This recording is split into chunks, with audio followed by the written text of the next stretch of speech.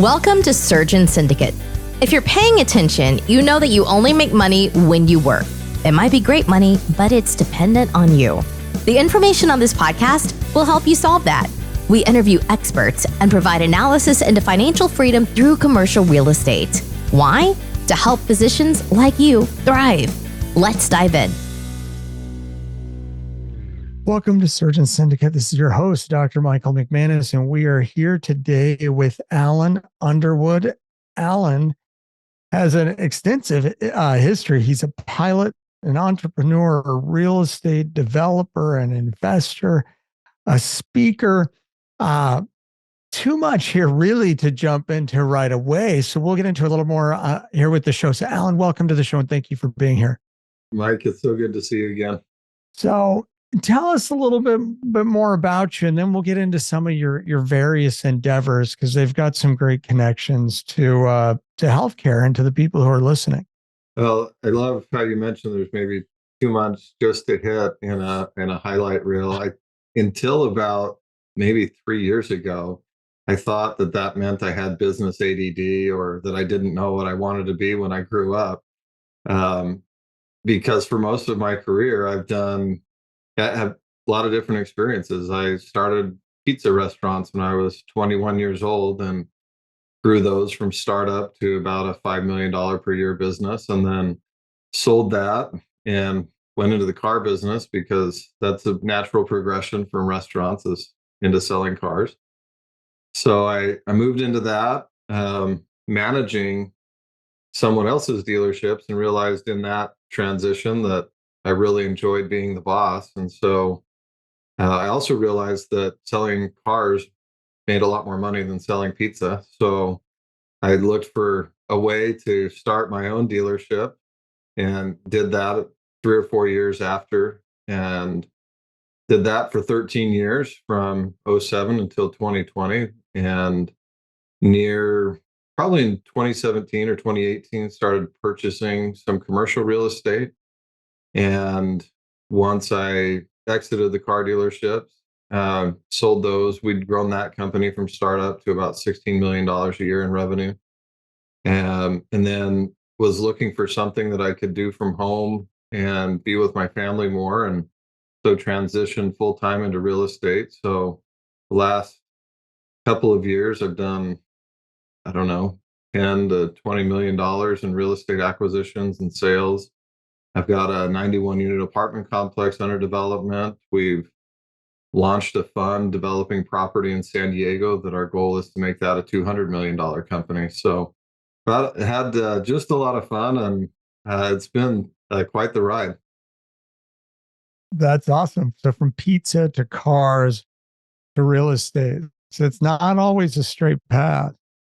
I think it usually isn't a straight path. At least with me, it's not been a straight path. I know some other people that seem to know the beginning from the end when they start, but that just wasn't me.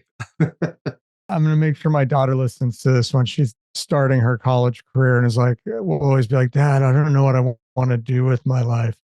And it's like, guess what? It's going to change anyway. So Yep. You can launch in, do something for a while, and then find something else that's fun to do. Yeah, that's the beauty of choice and living where we live, is that if you have a desire, a dream, and you're not afraid to try it, the door's wide open for you. That's awesome. Well, I want to jump into your involvement with Angel Flight West, because this is such a cool program. Tell me more about Angel Flight West. Yeah. So I think understanding that how I got into that is important also, because there may be people that are going through something similar. So Mike, if I tell the thumbnail version of my story, it sounds like started at 21, grew a bunch of businesses, had tons of success. Now he's doing real estate.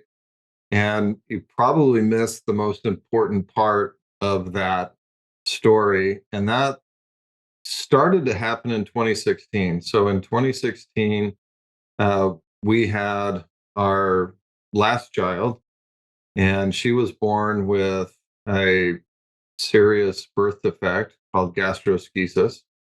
And for those that aren't aware, don't know what gastroschisis is, it's when there's an opening in the abdomen. Her abdomen didn't fully form. And so she was born with all of her intestines and fallopian tubes outside of her body. Obviously, that required being in the NICU. And it was very difficult in that situation. The first thing is there's a lot of questions. What is this that we're dealing with? We had a lot to learn about what gastroschisis was. The next question was, how are we going to pay for this? We knew that we were looking at a 7-figure baby. There's going to be millions of dollars worth of treatment, not just when she was born, but throughout her life. There would be additional procedures required. And then the last thing was just logistically, how would we do it? At the time, I was running a car dealership. Plus, we had a couple other businesses going. We were homeschooling our other children. And so, looking at the dynamics of how do we have a parent in the hospital with a sick child, manage the business and manage the family was very difficult to figure those things out. You fast forward from that, and then what really pushed me into aviation, which was something I'd wanted to do my whole life, but I'd never allowed myself the time, was in 2018, we lost my mother-in-law really unexpectedly to cancer. We found out 1 week that she had cancer, and 7 days later, she'd passed away. 13 months after that, we lost my father-in-law to cancer. And 13 months after that, we lost my dad to a massive stroke. And so we went from medical crisis with my daughter to a series of very heartbreaking and unexpected losses in our family. And for me, that put me in a very deep state of depression. And I found myself for the first time in my life unable to manage daily life. I had a hard time getting out of bed. When I could, and I would go to work, I could only be there for a couple hours before I would start feeling really anxious, and I would end up leaving, and I would drive to a nearby um, state park and crawl in the back seat of my truck and sleep for most of the rest of the day. It was a really difficult period of my life, and I knew that something was going to need to change, that I couldn't continue to live that way. And I reached out to a friend who had gone through a very difficult midlife crisis, and he had actually spent a month in a mental health retreat, getting all kinds of different counseling and therapy. And he has said and still maintains that was the very best investment he's ever made in his life. It cost him about $40,000, and he spent a month, but he came out um, healed and with the tools to deal with future difficult difficult challenges. That didn't feel like the right path for me, but it did give me a budget of what I might need to spend in order to get healthy. And um, I had the bright idea of one day to take a flying lesson, and I'll never forget that day. As soon as we lifted off the ground in that small little Cessna 172, it felt like the depression, the difficult things I was experiencing stayed on the ground. And when I walked in the front door of my house after that lesson, my wife took one look at me and she said, "Oh, you found your thing, didn't you?" And I did. The mental focus of training for flying, the joy of being in the plane, completely um, maybe not. It wasn't instantaneous, but it allowed me to break out of the slump that I was in, and I recognized that there was something really powerful in that experience for me, and I wanted to share it with other people. So I started Googling aviation charities, came across Angel Flight West, and Angel Flight West and our sister organizations across the country are the only air charity that I know of that operates nationwide. And our mission is to give hope wings. We help people who are dealing with medical challenges far from home by solving the questions that I had with our daughter, the questions of what are our options? How do we pay for it? And logistically, how do we do it? And the way that we do that is we have a volunteer corps of about 2,000 volunteer pilots.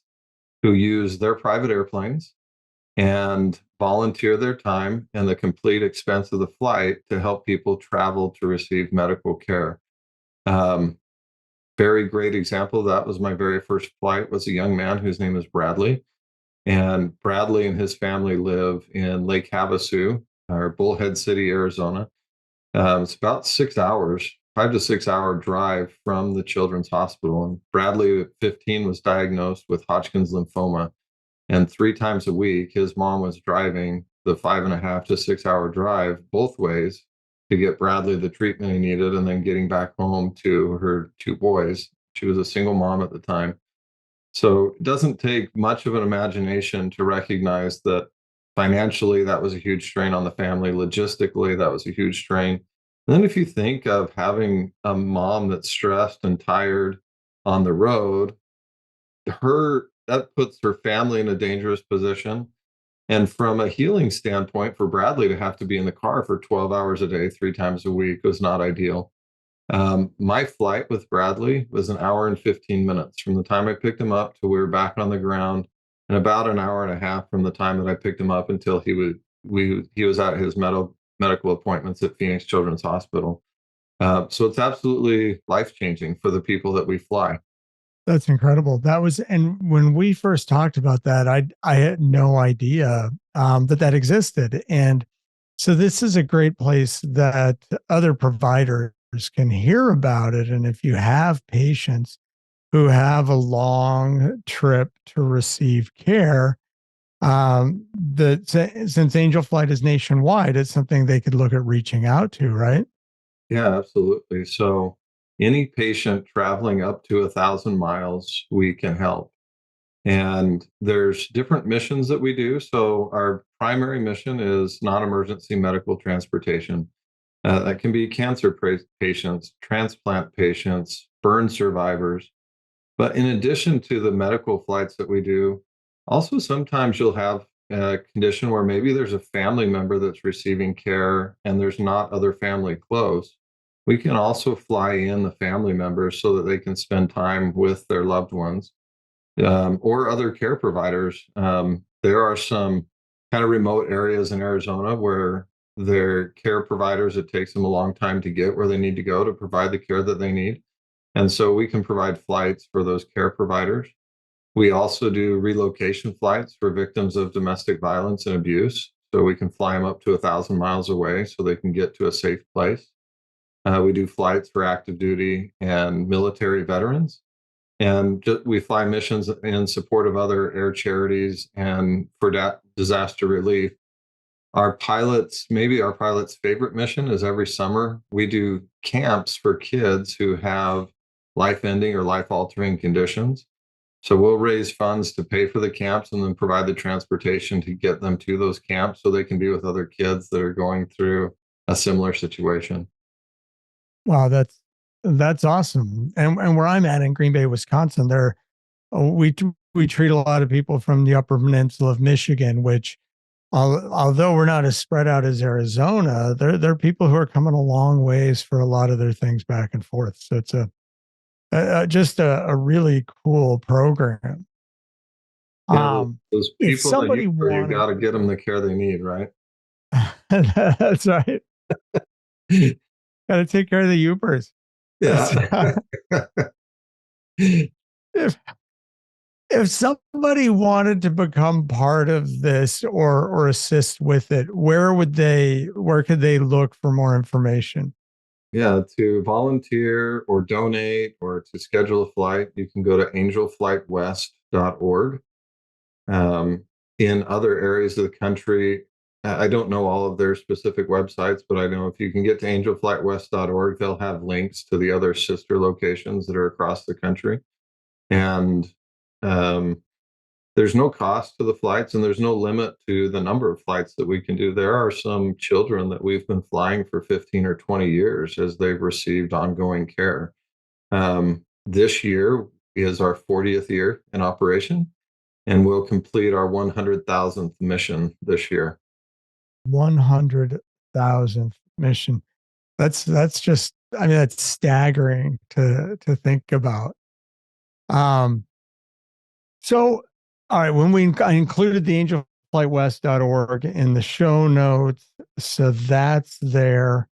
Um, and I mean, it's such an incredible story because you're right. When you first told all right, I went to pizza and then a car dealer, that often we see um, we see the success story, but not everything else. And often it's some of those big life events that change trajectory.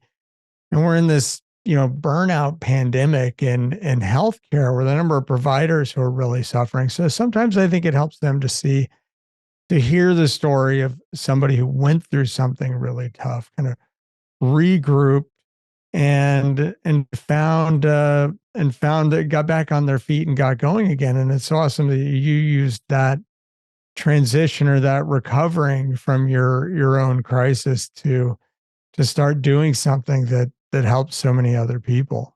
That's pretty incredible. Yeah, thank you. I love one of the greatest lessons I think that I've learned during that period is something that Ed Milet says frequently is that nothing in life happens to you. Everything in life happens for you. And but when we're in those difficult circumstances, it sure doesn't feel that way. I didn't feel like life was happening for me when I was in the middle of the depression. But having learned that lesson now, it really helps when, I have good days and bad days. I think anybody who's dealt with anxiety or depression knows that, you can go a long period of time, but there are maybe days where you're feeling down. And the great thing is that now having had that experience and learning those lessons, not only do I understand the difference between a good day and a bad day a little bit better, but I also now have tools to help me deal with when I can feel that coming on so I don't end up in the same place where I'm at. And the other great thing that's come out of that is the ability to see that in other people. Prior to having that experience myself, I really thought that depression and anxiety was just something people were making up. It because I hadn't experienced it, I didn't have any compassion for it. And now I recognize that was completely wrong. That it's the same as dealing with a broken arm or a broken leg or some sort of viral infection or something. It's a medical condition that needs to be treated that way and handled with compassion and care. Yeah, and it's incredible because a lot of the time you don't people are really good about not showing the suffering. They may show up to work and just power through, but underneath there's a huge struggle until it reaches a real crisis. So it is an important thing. Um so the let's dig into a little bit, since this is our real estate show. And I like that in your bio here that you talk about how doctors have a special skill set that they've learned and mastered by experience, and they're looking to give hope and healing. And so then you relate that to part of the experience you're trying to give with what you're doing with your real estate business and offering investments. Um, just explain your thought process on that because it's pretty cool. Yeah, thank you. I think that sometimes we get this idea that I can't do something or I could never do that. And, you know, I couldn't do what you do, Mike, but if I need that service, I go and find it, right? And I feel like that's for anybody who's syndicating. We have an investment fund now. Um, we're offering a similar service in that somebody that wants to either begin or accelerate their financial health needs to find someone who has gained the knowledge and experience and has the ability to help them move from where they are to where they want to be. And that is, it's a real blessing, I feel like, to have people's trust in that case. We opened our fund about 6 weeks ago and have just passed the 1.1 or $1.2 million mark. And I don't say that as like a badge of honor, but I really feel like the reward there is that through what I've learned and how I've managed myself. And with the experience and knowledge that I've gained, I now have the trust of enough people to where they're willing to entrust me with their financial future. I take that very, very seriously. Um, Probably quite candidly, more seriously than I take my own, in that, you know, I recognize when I'm doing something, making an investment, there's an opportunity with anything that we do for problems to come up. Um, we spent as a team probably 6 months working with an actuary. I have a degree in accounting. My partner has an MBA in finance.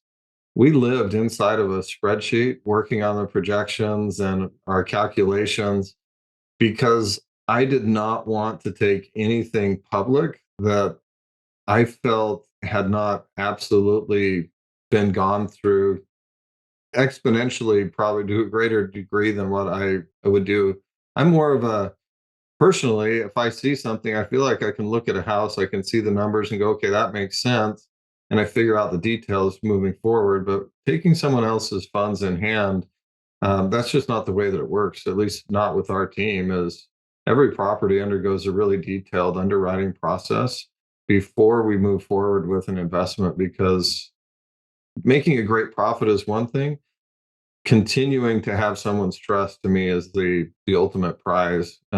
It's rewarding for me mentally, emotionally, and financially. I think hopefully for everybody. That's pretty cool because for a lot of people, and it's really why this show is here, is a lot of docs and other healthcare providers that you start going to school and you just go to school and go to school and go to school for years, and then you hop out on the other side and start earning a high income. And there's all this stuff you don't know about, and you tend to just invest in the standard things, which is, you put it in your 401k, which is just a menu of index funds or different funds. And if you have extra money, you tend to put it in the same place as find somebody and buy stocks. And there's so many opportunities you miss out on to move your financial health forward and to diversify. And so when you find somebody who you trust who can help shepherd your money forward, it's a pretty cool thing for doctors and healthcare providers. And I've been amazed by how many people don't have anything really outside of the stock market. And we have different skill sets, right? I admire the ability that I see in doctors and dentists and other healthcare providers to stick to school for 8, 10, 12, 16 years to pursue a passion that they have or a desire that they have. Obviously, from what we talked about in my bio, sticking to school for that long was never going to be an ability that I had. And so I learned in different ways. I learned a different set of skills. So nobody wants me in the operating room helping somebody through a surgery. That would not go well. And likewise, I think it's great when we can collaborate on those skills. A lot of my investors are pilots because and you find a common problem as you see with doctors and dentists and the other people that you're commonly working with, Mike, is that they've gained a skill set and then we feel unable, or maybe really timid to pursue other ventures that are outside of our area of knowledge. And that's probably a good thing because it'd be easy to get taken advantage or lose money in that way. And that's going to affect everything, your mental health, your emotional health, certainly your financial health. And so, providing a tool like you have, a show where trusted syndicators can come on that are offering something that can be exponentially better than what you might find in the stock market, way more tax advantaged. I think it's such a great service. Well, thank you. It's we wouldn't have it without people like you to hear it come and talk to, because I don't think anybody wants to listen to me go on, and I don't have the experience you do. So this has been a great start to our conversation. I want to thank everybody for joining us. So we're going to wrap up this first part of our show. And please come back and listen to the second half of the episode where we're going to dig into some of the investments and the things that Alan's working on right now. So thank you for being here again today on the Surgeon Syndicate, and we'll see you shortly. This has been an episode of Surgeon Syndicate. If you got value from this episode, you know other surgeons are hungry to become job optional, and you can help them by sharing this content today. Schedule a call and we can make a plan. Looking forward to having you with me on the next episode.